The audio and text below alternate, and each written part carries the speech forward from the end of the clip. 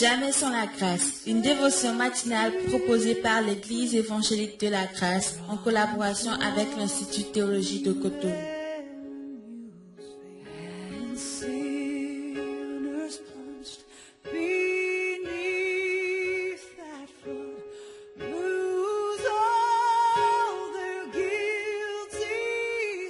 Bonjour chers amis, chers internautes, nouvelle journée, nouvelle provision, bienvenue dans la dévotion du jour. Père, nous te bénissons, nous te donnons toute la gloire ce matin, parce que tu es ce Père qui sait donner de bonnes choses à tes enfants que nous sommes.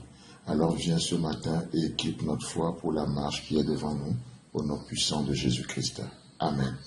Alors chers amis, chers internautes, nous continuons notre méditation dans Genèse chapitre 1, le verset 27 ce matin, où il est écrit: Dieu créa l'homme à son image, il le créa à l'image de Dieu, il créa l'homme et la femme. Amen. J'aime beaucoup les définitions de la parole de Dieu parce que c'est les meilleures définitions que nous puissions avoir dans la vie.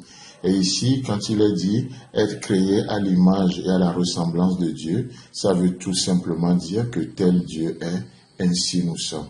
Amen. N'est-ce pas une bonne nouvelle dans ce monde pervers, dans ce monde compliqué, dans ce monde ténébreux, d'être créé à l'image de Dieu, tel il est, ainsi nous sommes. Quelqu'un me dira ce matin, oui, mais est-ce que tu es conscient que nous sommes nés après le péché? Effectivement, oui, nous sommes nés après le péché. Le péché a tout dénaturé. C'est pourquoi aujourd'hui, chers amis, chers internautes, lorsque vous allez essayer de vivre cette grandeur de Dieu en vous, sans Dieu, qu'est-ce qui se passe? Vous risquez de devenir juste des dictateurs, des tyrans dans vos foyers, dans vos relations les uns avec les autres, dans vos rapports avec vos enfants, avec votre entourage. Être créé à l'image de Dieu, ça veut dire que Dieu a mis cette forme de grandeur en nous. Et lorsque vous essayez de vivre cette gloire de Dieu en vous sans Dieu, vous risquez de devenir juste des orgueilleux. Et c'est pourquoi nous ne pouvons pas vivre sans Dieu. Rappelez-vous que l'environnement propice pour l'épanouissement de tout homme est Dieu. Sans lui, nous ne sommes rien et nous ne pouvons rien, mais avec lui, nous ferons des exploits. Amen. Et ça, c'est une très bonne nouvelle pour nous.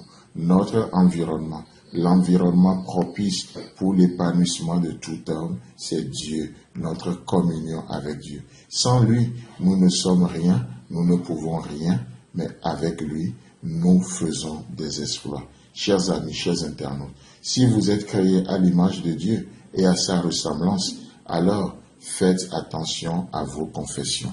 Faites attention à ce qui sort de votre bouche. Pourquoi? Parce que par les paroles qui sortent de votre bouche, vous pouvez amener les choses à l'existence. N'est-ce pas ce que Dieu fait? Les paroles qui sortent de sa bouche, par ces paroles, l'Éternel amène les choses qui ne sont pas à l'existence. Et vous savez, c'est pourquoi nous avons besoin aussi de veiller sur nos confessions. Parce que nous sommes faits à l'image de Dieu. Vous ne pouvez pas parler, nous ne pouvons pas juste dire des choses. Et comme si de rien n'était. C'est pourquoi plusieurs fois dans la parole de Dieu, que ce soit aux prophètes ou que ce soit aux disciples, nous voyons, la Bible dit souvent, ne dites pas. Jésus l'a dit aux disciples dans Matthieu chapitre 6, ne dites pas que mangerons-nous, que buvons-nous.